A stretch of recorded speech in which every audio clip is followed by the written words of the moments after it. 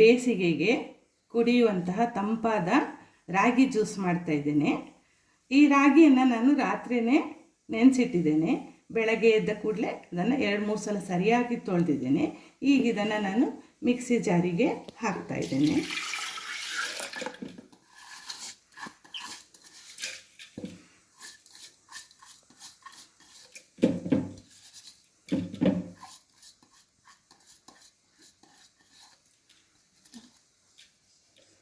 ಈಗ ಇದಕ್ಕೆ ಬೆಲ್ಲ, ಸ್ವಲ್ಪ ರುಚಿಗೆ ಸ್ವಲ್ಪ ಉಪ್ಪು ಹಾಗೂ ಏಲಕ್ಕಿ ಹಾಕ್ತೇನೆ.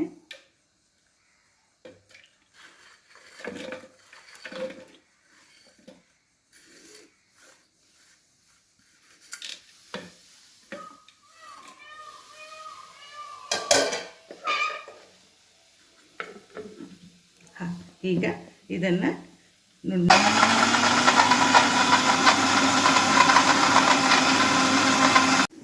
ಈಗ ರಾಗಿಯನ್ನು ಸರಿಯಾಗಿ ನಾನು ಮಿಕ್ಸಿಯಲ್ಲಿ ರುಬ್ಕೊಂಡಿದ್ದೇನೆ.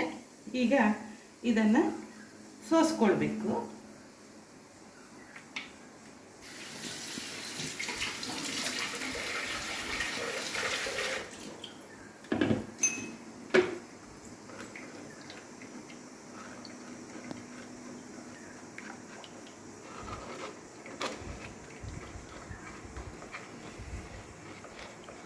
ಸರಿಯಾಗಿ ಸೋಸ್ಕೊಳ್ಬೇಕು ಎಲ್ಲ.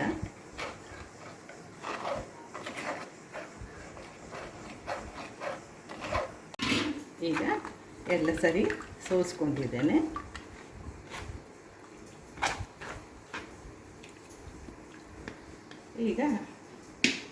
ಈಗ ಸೋಸ್ಕೊಂಡಿದ್ದೇನಲ್ಲ, ಇದಕ್ಕೆ ಇನ್ನೊಂದು ಸ್ವಲ್ಪ ನೀರು ಹಾಕ್ಕೊಳ್ಬೇಕು. ಈಗ ಇದು ರೆಡಿಯಾಗಿದೆ. ಇದನ್ನು ನಾವು ತಣ್ಣಗೆ ಬೇಕಂತ ಹೇಳಿದರೆ ಫ್ರಿಜ್ಜಿನಲ್ಲಿ ಇಟ್ಕೊಂಡು ಕುಡಿಬೋದು.